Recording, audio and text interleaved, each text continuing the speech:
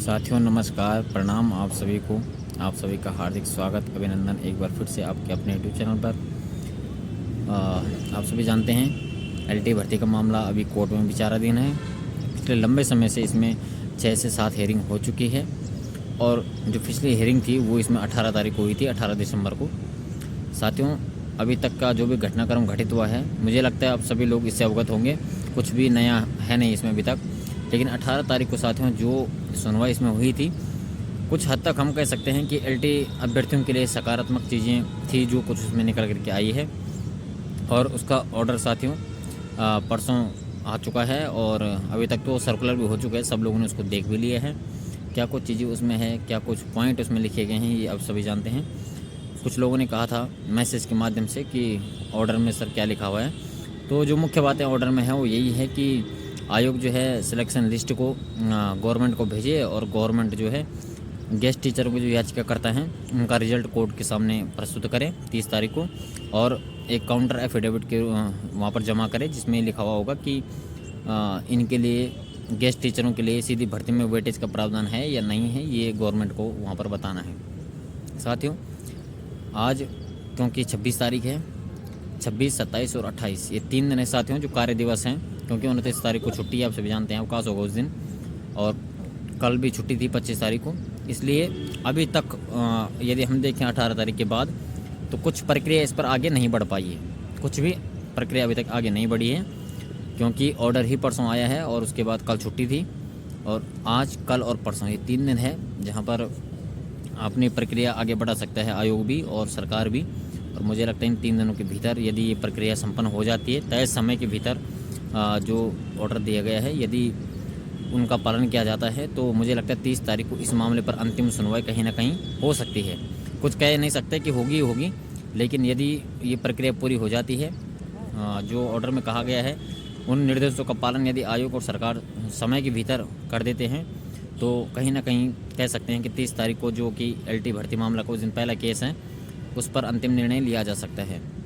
आप बहुत लंबे समय से इंतज़ार कर रहे हैं, हम सभी एलटी अभ्यर्थी लंबे समय से एलटी रिजल्ट का इंतज़ार कर रहे हैं और 4 महीने से ज़्यादा का समय अब हो चुका है,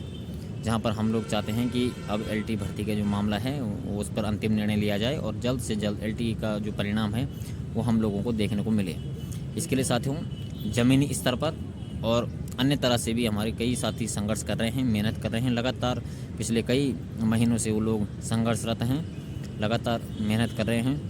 और कहीं ना कहीं जो चीज़ें अभी तक पॉजिटिव में आई है वो उसी का प्रतिफल था कि जो संघर्ष हम लोगों के द्वारा किया गया है, यह हमारे साथियों के द्वारा किया गया है,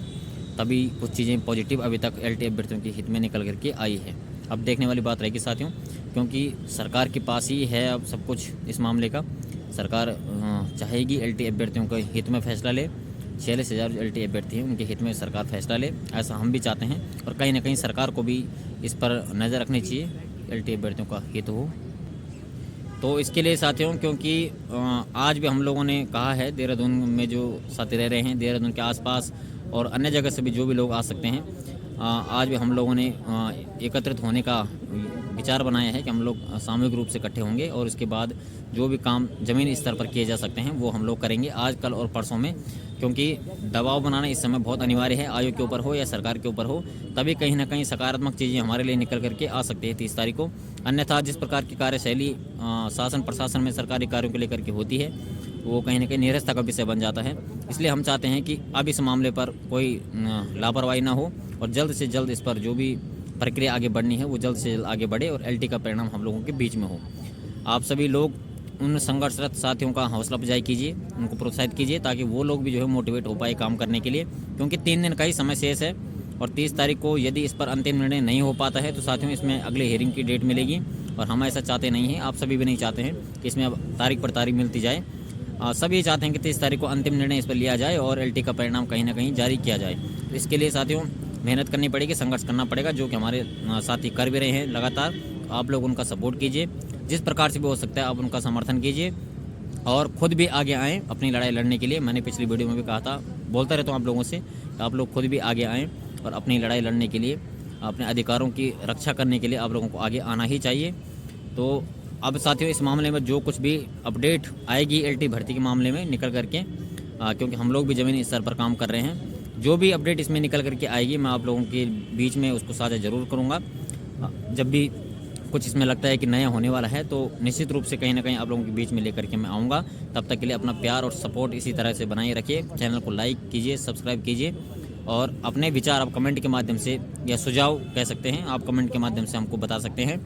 मैं अवश्य देखूँगा उनको। तो आज के लिए इतना ही साथियों, धन्यवाद।